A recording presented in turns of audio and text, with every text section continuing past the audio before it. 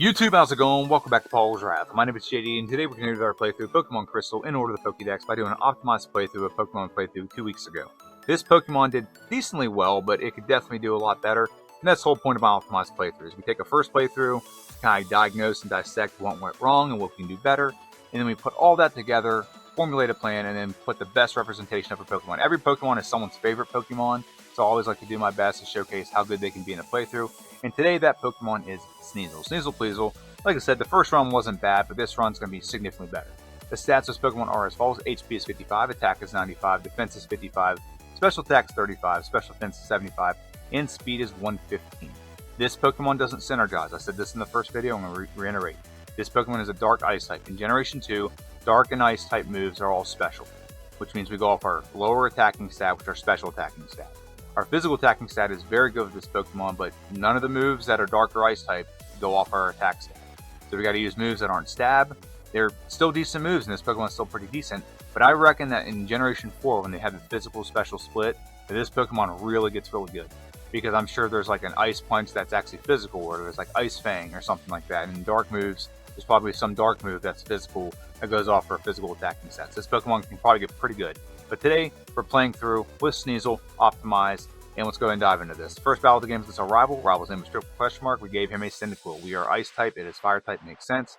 So let's go and watch this battle. It is super easy, barely an inconvenience. We also start with an Egg move. I'll explain that here in a minute. But we have Bite. And Bite has a propensity to make the opposition flinch, which it does. And we go through this battle without taking any damage. We did defeat our rival. We obliterate him. And we're going to move right on to do some training. And we'll talk about this Pokemon. So this is an optimized playthrough, which means we can take a move from our Egg move. So if you don't know, in Generation 2, they introduced breeding. So this Pokemon can breed with some other Pokemon, and they have moves. I'm not going to get into the intricacies of Pokemon breeding, but we essentially have 5 moves we can pick from the breeding pool. Bite, Counter, Foresight, Reflect, and Spite, and none of these moves are good except for Bite. Even though Bite does go off our special attack stat, not our physical attacking stat, it is still a very good move to have in the early game. Plus, it can flinch, which can basically make it so I never take damage back. Some other things about this Pokemon, we're in a medium-slow growth rate, which is good. Medium-slow is great. Medium-slow is actually the best growth rate in most Pokemon games. I think there's one called the erratic growth rate in another game that I think is pretty good for some parts, and that's going to be very useful for us. And some other things about this Pokemon, if you look at the right side, our move pool is pretty elaborate with this, and we'll see it when it comes back. But one thing we did change about this, in the first playthrough, we did Hidden Power Dark. Not because we were using Hidden Power Dark at all, we didn't use the move, but it maxed out our EVs or IVs, whatever they are when you start the game, which distributes your attack stat, makes it higher, lower, and all your stats. But in this playthrough, we're utilizing Hidden Power Flying.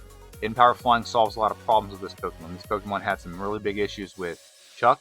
It also has some pretty big issues with Bruno. I've never said that sentence before in my life, that Bruno was a problem, but Bruno is a big time problem for this Pokemon because it didn't have anything effective against it. But when we add Hidden Power Flying, plus you add the Sharp Beak, which gives a 10% boost to flying moves, and we're about to beat Faulkner's Gym, which gives another 10 or 12% boost.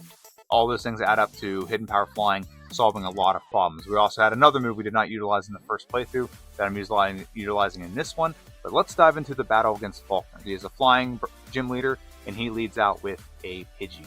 I don't know why he has Pidgey. This is Johto. You could easily have a Hoot Hoot or something like that, but I digress. Or a Xatu. But we go ahead and flinch the Pidgeotto twice and take no damage, so we beat Faulkner. And when you compare that to our first run we had a time of 6 minutes and 34 seconds. In the first one, we have to fight Bellsprout Tower before we face Faulkner, so that's why we're also significantly higher level in that playthrough, but we don't have to in the optimized playthrough. We can skip it and come back and do it later. Now we're going to face the trainers in Bugsy's gym. For 9 minutes and 22 seconds, Bugsy's gym's going to be pretty easy. We picked up Swift, we also added Mud Slap, we also leveled up and had Quick Attack.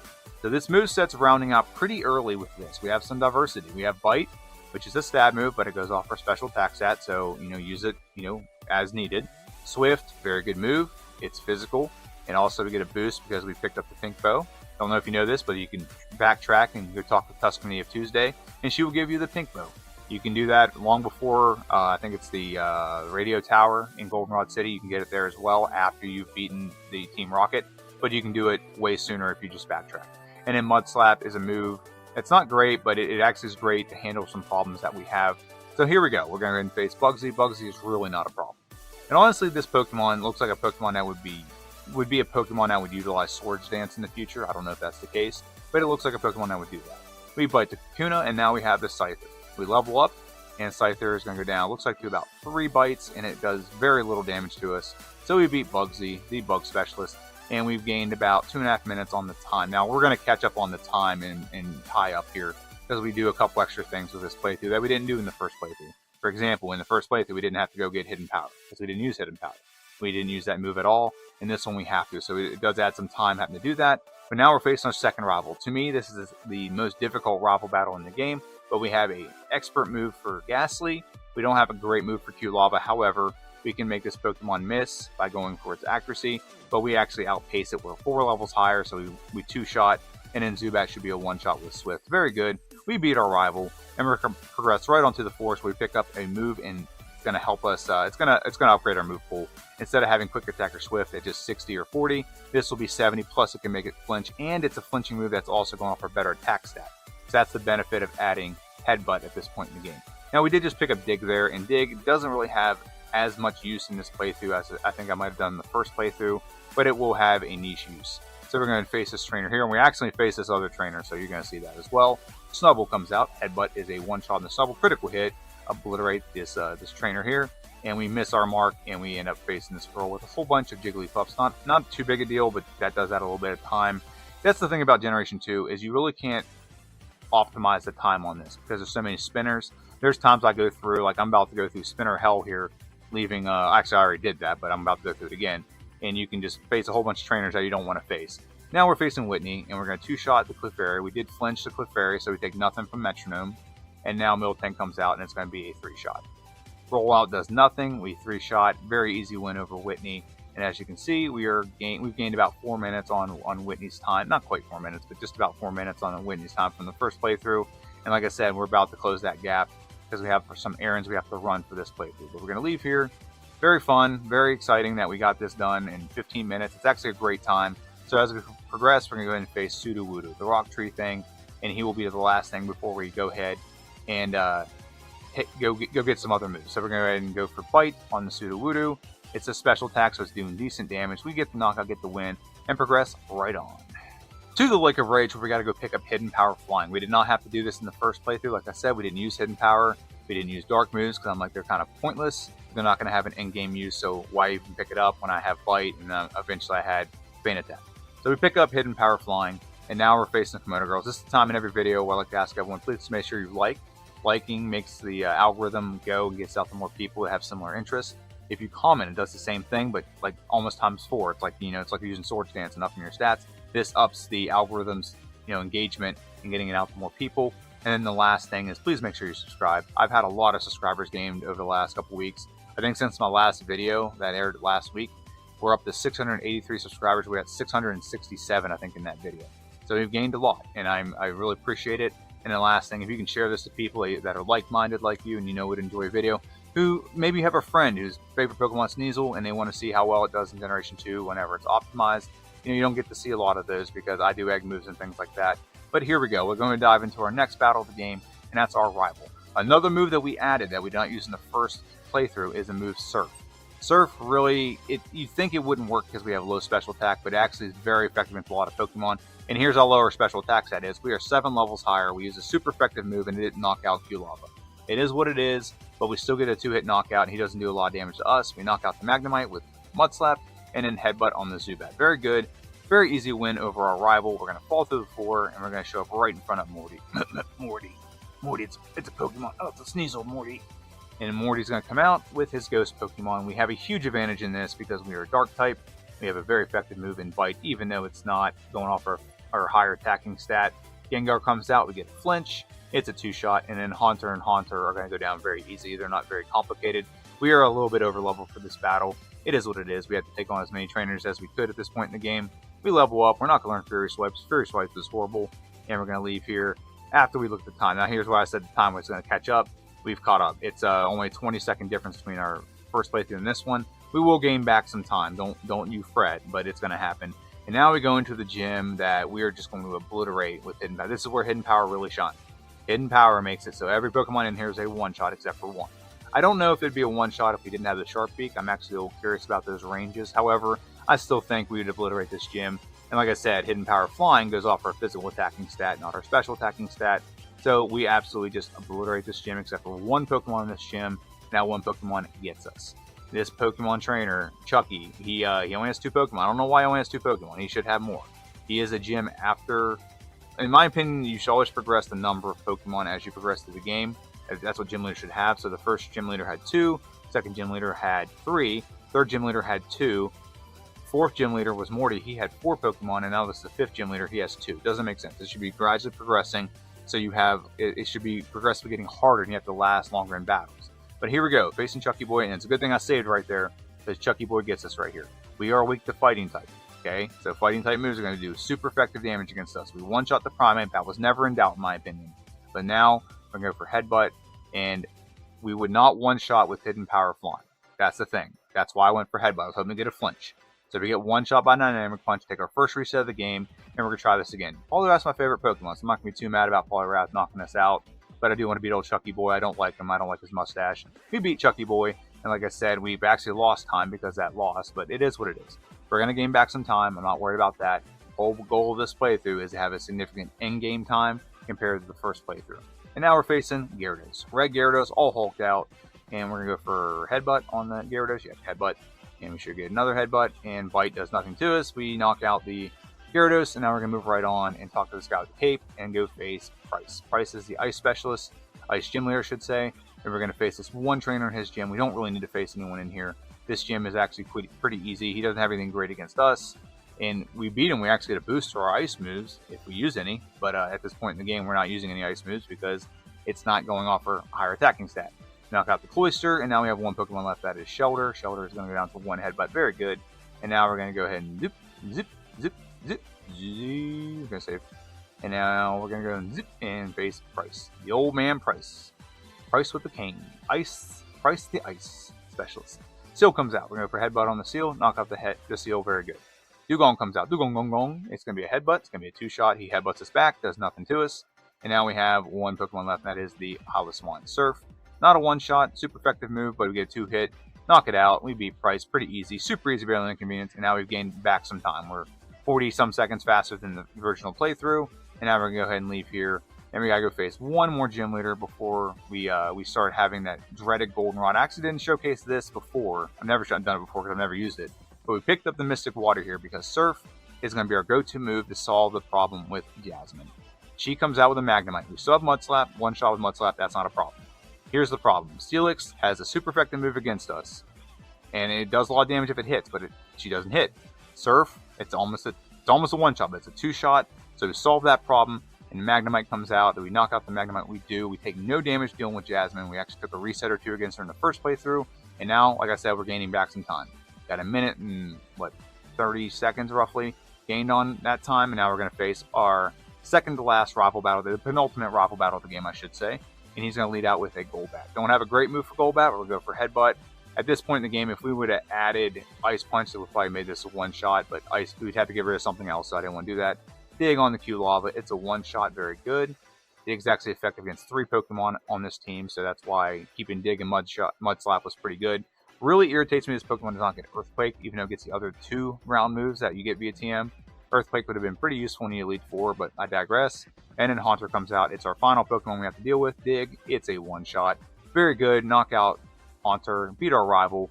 And we're going to progress right on to our next gym leader, which is Claire. This is part of our rival Claire sandwich, and Claire comes out with the Dragonair. We've added Return at this point in the game. We got rid of Bite. We don't need it anymore. So Return's a 1-shot on Dragonair. We're not going to learn Slash. It's not like it is in Generation 1. In Generation 1, it crits a lot. In this one, it probably does pretty decent amount, but not nearly as much as it does in Generation 1. Plus, it's only 70 base power, and Headbutt's better anyway. So we're going to return on the Dragonair. And we have one more Dragonair left. Kingdra's actually a 2-hit knockout as well. I didn't mention that. But we beat Dragonair, and we've gained just about almost 2 minutes on our previous time. And now this is where we're really picking up steam. Because now we're going to go into the Elite Four, and we had a lot of resets in the Elite Four, which is where we're going to fix a lot of the time gap that we had. Right, 52 minutes facing our final rival battle of the game. He leaves out with the Sneasel. Hey, that's us. Return is a 1-shot on the Sneasel. Very good. Next Pokemon is Typhlosion. Go for Dig on the Typhlosion. I think Typhlosion is a little bit bulkier now, so he can actually tank it. It's actually pretty good that it tanks it. We are way higher level, and that didn't 1-shot. That's insane to me. But Return on the Golbat's a 1-shot. Very good. We have 3 Pokemon left. Go for Dig on the Magneton. That's a one-shot. Very good. We have Haunter and Kadabra left. What do we get left? Oh, we got Haunter. We're going to go for Dig. It's a one-shot. Very good. And then the final Pokemon is Kadabra. Do we get a one-shot? We are going to get a one-shot with Return. Very good. We beat our rival, and that means we're going to head in and take on the Elite Four. We're about to head in and take on the Elite Four, but first, let's look at our moves and our stats of this Pokemon. Moves first. The moves for this Pokemon are as follows. We have Return, Headbutt, Shadow Ball, and Hidden Power. Some of these moves will be changed out. Return is going to stay. Headbutt will stay as well. Shadow Ball will be a move that we're going to use to pretty much obliterate Will. He has all Psychic type Pokemon. This move is Ghost type, and it goes off your physical attack stat, so that's going to make this battle super easy, barely an inconvenience. And then Hidden Power Flying is going to be effective against mainly Bruno, but to some other things. Items that we can hold. We can hold the Pink Bow, which we're holding right now, gives a 10% boost to all normal moves. That's why Headbutt and Return are so powerful. And then we can also equip the Sharp Beak to make our flying moves more powerful. And the only other thing we can actually equip is Never Melt Ice, because eventually we're going to add Ice Punch to make sure we can take out very easily Lance. So that's the thing with this Pokemon. Let's go and move on to the stats. Stats are as follows. Attack is 145, defense is 104, special attack is 85, special defense is 127, and speed is 169. In the bottom left corner is our stats with all the corresponding badges. Attack is 163, defense is 117, special attack is 95, special defense is 127, and speed is 190. Let's go and take on the Elite Four. First member of Elite Four is Will. He is a Psychic Specialist, and he leads out with a Xatu. This is going to make this battle, like I said, super easy, because Shadow Ball is effective against all of its Pokemon, and it's physical. We're going to get Quick Attack twice in this battle. Xatu number 1 will Quick Attack us, and Xatu number 2 will also Quick Attack us. We're going to hit with Shadow Ball, and I just realized the reason why Xatu goes for Quick Attack is because Psychic does 0 damage. It's resisted completely by our Pokemon. It's immune to it. So we one-shot the Executor. The Slowbro was a 2-shot. Xatu is a 1-shot, and is Jinx a 1-shot? It is a 1-shot. Very good. We obliterate Will, and we move right on to the next member of the Elite Four, which is Koga. Koga is a poison specialist, a little bit of a karate thrown in. He's actually a ninja, so you'd think he'd actually be like a fighting gym leader, but it is what it is. And now Ariados comes out. Ariados will go down to 1, Hidden Power Fly, very good. And now Venomoth comes out, same thing, Hidden Power Fly, very good. The next Pokemon is Fortress. Fortress comes out, and we don't really have a great move for Fortress, but the most powerful move we have is Hidden Power Fly. And it protects itself, which, kind of like, stretches this battle out longer than it needs to be. And we get a knockout on the Fortress. We get down to just not quite half health. We're a little bit above it. Return's going to be a 2-shot on the Muck. All we got to do is hit. Now we're toxic. We're poisoned, which is awesome. We get hit by Sludge Bomb. We knock it out. And if we just hit this Crobat, I think we could actually win here. We don't hit the Crobat, though. We missed, and we get knocked out. And there's our second loss of the game. We're going to go ahead and face this battle one more time. A little bit of RNG in the bad direction is why we lost this battle. We one-shot the Ariados. That's a foregone conclusion. We one-shot the Venomoth. That is also a foregone conclusion. Fortress comes out. I wish we had a better move for Fortress. Just don't have a good one. If I went with Hidden Power Fire, maybe, but then we don't have Hidden Power Flying, and that solves more of our problems having Hidden Power Flying than Hidden Power Fire. So Fortress takes a while to knock out, but we have way more health this time going into the Muck. And I was hoping to get a flinch so he wouldn't go for Minimize, but he does hit us with Sludge Bomb. The turn knocks out the Muck, very good. And now Crobat comes out. We're going to go for Headbutt on the Crobat. We get a flinch. In return, knocks out the Crobat, taking no damage back. We beat Koga on our second attempt. And now we face the problem, which is Bruno. Bruno comes out, and his Pokemon are not great in this battle. However, there's 2 problems we have. So he goes for Protect. We don't hit him on the first turn, but we do hit Hitmontop on the second turn. 1-shot, very good. Hitmonlee is a 1-shot. Hitmonchan is also a 1-shot. However, Mach Punch is a priority move, so it goes first every time. It's kind of like Quick Attack. We do 1-shot, but now we're down to half health. And now here's the problem. We want a Headbutt on the Machamp. We get a flinch, very good. And then Hidden Power Flying knocks it out. And now, for the most part, we're done. Now, I did make a mistake here. I should have got rid of Shadow Ball and should have added Ice Punch. That would have made Onix a 1-shot. So we did have a chance to lose this because of my stupidity. However, we do power through. We do beat Bruno. And now we add Ice Punch because I should have done that before that battle, and it would have made Onix completely obsolete. But now we're facing Karen, who's also a problem, because we don't have anything great against Karen or her Pokemon. We're going to 3-shot the Umbreon. We do get confused. We also had our accuracy lowered. So this battle did start off great. I almost restarted, but I was like, you know what? Let's just power through. Let's just see what happens. We go for Headbutt on the Houndoom. We get a flinch, which is great. Houndoom's pretty frail, so we get a 2-hit knockout. And that's really the biggest problem we had was Houndoom and Umbreon. Now, we just got to power through and beat the Vileplume. We didn't have a great move for Vileplume because, Ice Punch goes off our special attack, but we 2-hit, and we're not paralyzed, nothing like that. We hit Hidden Power on Gengar. We 2-hit it, very good. And then the last Pokemon is Murkrow. We just hit it, we knock it out, very good. So we have problems that we had in the first playthrough. The two problems we have were Bruno and Karen, and those were taken care of on their first attempts in this playthrough. A little bit of luck is probably something I would say. Now we move on to Lance, the liar with the flyers, and this battle's pretty good. This battle goes exactly the way we expected. He went for Rain Dance, so now Charizard can't hit us with fire moves, at least not a super effective fire move. We 2-hit Charizard because we flinch it. Headbutt is really coming in clutch here.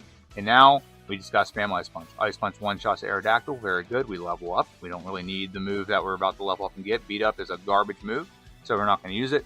And now Dragonite comes out. Look how effective Ice Punch is on the Dragonite. 506 effective power on the Dragonite. Even though it goes off our special attacking stat, it is still that powerful at this point in the game. It obliterates him. And I'm really upset because I was hoping to get this done under an hour, but I will take 1 hour and 18 seconds any day of the week and twice on Sunday, especially for a Pokemon that struggled immensely. And look at this, we had 2 resets in this playthrough. We had 10 in the previous one. Now 10 resets is a difference of like 4 minutes.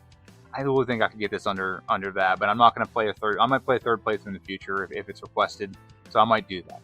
This Pokemon's doing pretty well at this point, but we definitely have some time to gain on the in Kanto, and that's where we have to finish out the game. So I'll see you guys in Kanto. Now that we're in Kanto, we're going to go ahead and showcase the last 2 battles of the game. The other gym leaders here are very obsolete. We are going to go and face Blue. Now before Blue, I'm giving all the rare candies I have at this point in the game. Up to this point in the game, you can collect 9 rare candies.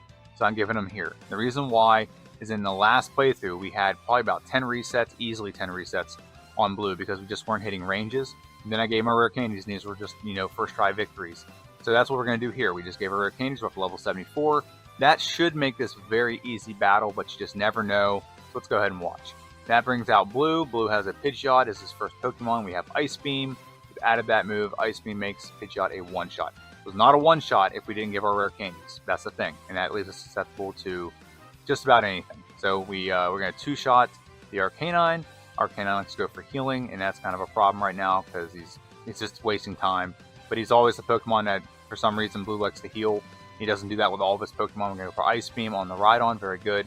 What I should have done here is instead of having Pink Bow, I should have had the leftovers equipped so I can regain some health. But we get a little bit of luck there by not getting hit by Hydro Pump. Hydro Pump would have been very detrimental. But we do get the knockout. Now we're going to go for Ice Beam on the Executor. It's a one-shot. Very good. Last Pokemon, Alakazam. Is it a one-shot with return? It is a one-shot with return. So we had an hour and 17 minutes and 16 seconds when we beat Blue. And now we just got to hurry up and sprint to Mount Silver and beat Red. Red comes out and he's going to have a Pikachu. Pikachu is a one-shot. It's a foregone conclusion. It's nothing I have to worry about. Return is a one-shot.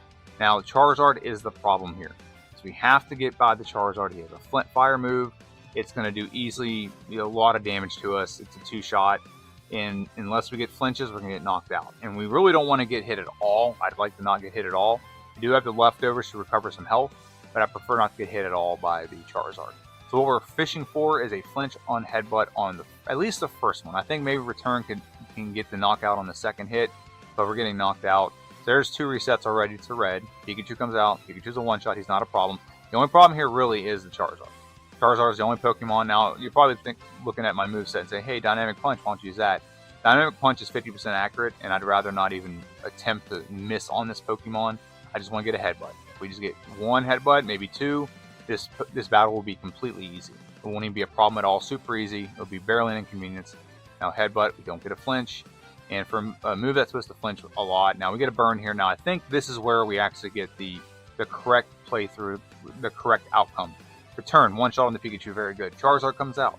We do outspeed, we Headbutt. Is it a flinch? We do get a flinch. So I was going to go for Return, but I'm like, let's go for Headbutt again. We get 2 flinches, and right now we're gravy. We're good. Because Snorlax, even if we miss Dynamic Punch one time, it's still going to not do a lot of damage to us. We do confuse it, and it also likes to go for Amnesia, upping its special defense, so we'd have a turn or two to hit it with Dynamic Punch, get the knockout. We have full health going into the Venusaur. Ice Beam is going to be a 2-shot on the Venusaur. We actually freeze it. Kind of wish we had a setup move. We could have set up there with a frozen Venusaur. Now we're going to go for Dynamic Punch on the Blastoise. We get, good hit. Surf does a decent amount of damage. We're going to go for Return. Return's going to be a 2-shot. He doesn't really like to heal any Pokemon in this battle, other than the Pikachu for some reason. And now we have Espeon. If Espeon outsped us, it might have gone for Reflect and affected that. However, we get a time of 1 hour, 20 minutes, and 43 seconds. We saved 17 minutes and 53 seconds, and we had only 6 resets in the second playthrough compared to 32 in the first playthrough. So that is a massive improvement on this Pokemon. This is why I do the optimized playthroughs. I pick a Pokemon, they had all these flaws with this Pokemon. I'm like, you know what? How can we make this Pokemon better? And we found a way to make it better. A little bit of RNG, I think, was definitely a factor in a lot of these, where we get the flinches or we get some misses that were key in some places. But you know what? You get a little bit of misses here and there. You also have some bad luck. We had some bad luck against Chuck. We had some bad luck against Koga, which wasn't someone I expected to have bad luck against. I expected it against 2 other people, so luck shined on us. So let's go ahead and look at the tier list where it was before this playthrough. So this is the tier list before the playthrough we just showcased. Sneasel was down in the E tier behind Steelix and in front of Dunsparce. After this playthrough, this is where this Pokemon lands. Lands right up in the B tier. Just seconds into the B tier. It was almost in the A tier by a couple seconds. It missed it. However, it did jump in front of Politoed, Typhlosion, and Espeon. Those of you that are big fans of the Dark type, I had one specifically who really wanted the Dark type represented well. I hope this represents very well what this Pokemon's capable of. This Pokemon, I could probably play through again and easily shave off some seconds. One of those fights with Red easily cost this Pokemon from being under 80 minutes. Just want to let you guys know that this Pokemon ended up pretty well. Right now it's in 7th place and a Pokemon that really does not synergize like some of the other Pokemon here. Like if you look at a Pokemon like Girafarig, that Pokemon synergizes very well. It has normal moves, psychic moves, it has balanced attack on both stats. It's incredible. If this Pokemon had like balance, like it had less attack, like maybe its attack was like 70, but its special was up to like 70, and it matched, this Pokemon would be significantly better.